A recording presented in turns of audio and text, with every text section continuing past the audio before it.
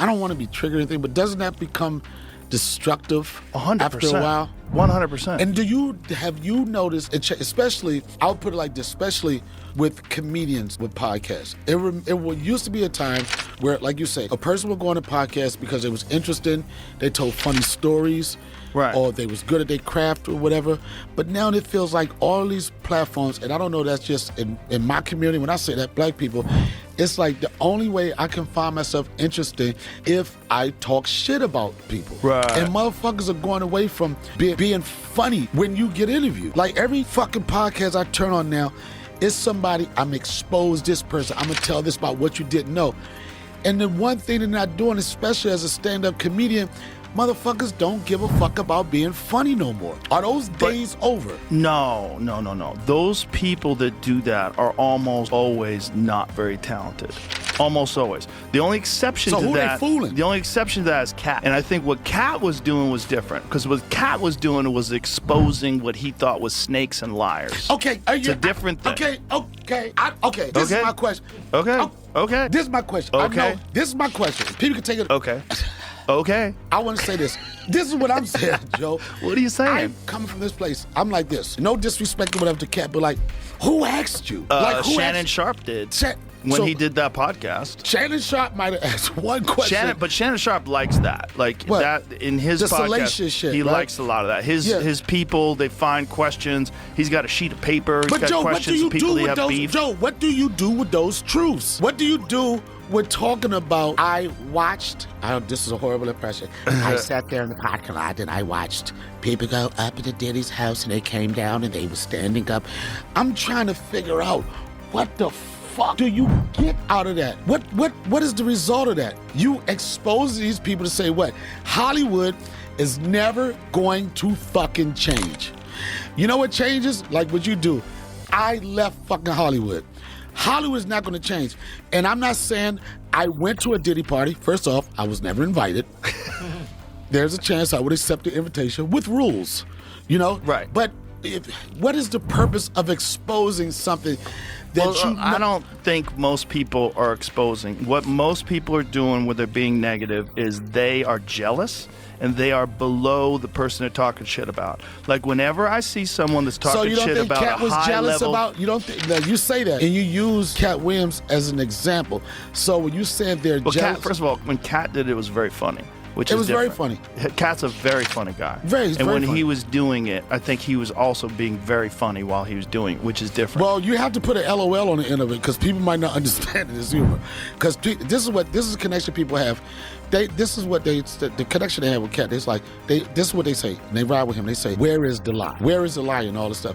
But I'm just trying to understand. What is the purpose of exposing all this stuff? What do we do with this information? What do we do with the information that Diddy like to have fucking freak parties with baby oil? What the fuck do we do with all this information? Well, Diddy's in jail right now, so they did that with the information. Well, Diddy's in jail for doing something that a lot of people... Let me tell you something, Joe. Tell me something. I was riding with Diddy. For one, I like the music he did and everything. I don't know Diddy like that. But when I first read the definition of sex trafficking, right? I'm sure you're a verse person, you're smart. The definition of sex trafficking, to transport a woman across state lines with the intent to have sexual intercourse with her. Right. When I heard when you're paying them. It's trafficking is... No, that's not actually... Really?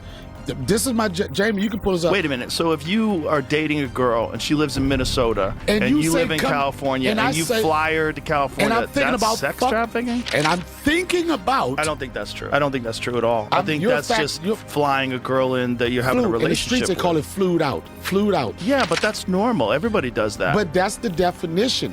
Commercial sex act. Yeah, commercial sex act. Induced by force, fraud, or coercion. Well, coercion's crazy. Because coercion is like, please, I'll buy you a bag. That's sex trafficking. That's a so date. Like if a girl, right? If there's a girl, she's like, what are you gonna do for me? Like, you know those shoes you want? I got those shoes for you. Let's go shopping. Like that's kind of sex trafficking if that's coercion for money. Like if a girl's thinking about coming out to visit you, and then you go, listen. What are you looking for? What do you want to buy? I got money. Come on, let's go shopping. That kind of would fall into that category. But look, we're getting off topic. Let's go back to the topic originally in hand. The reason why these comedians are negative. I need to know. No. You're not going to get in trouble for sex trafficking. Right. Listen, that's all horseshit. All right. But the reason why these comedians are doing it is because they're never bigger than the comedians they're shitting on. Never. 1,000%. 1,000%. And you know what it is, Joe? And they're never good. That you know what it is too, Joe? Is that deep down inside, they want to be that person. 100%. And I tell you what. Or they want to be in the position that person's in is a better way of putting it. And I'll use this. I'll tell you this story. I realize not to say names, but it's so many people that could be guilty of it. And this is the thing that I hear that understands me. That disturbs me is that, you know, a lot of these people that bitch the most, they, at some point in their career, they were favored by Hollywood. Yes. At some point in their career, they had these opportunities. At some point in their career, guess what? They had the agencies. They had the agents. And something happened in their career where they fell out of favor for whatever you want to call that is. Whatever you want to call that. For whatever, maybe something they did, agency didn't like them too much, and now everything that they wrote on, everything they wanted to do, now it's all that's fucked up, and the only way you get this opportunity because it has to be sexual favors and all that type of shit.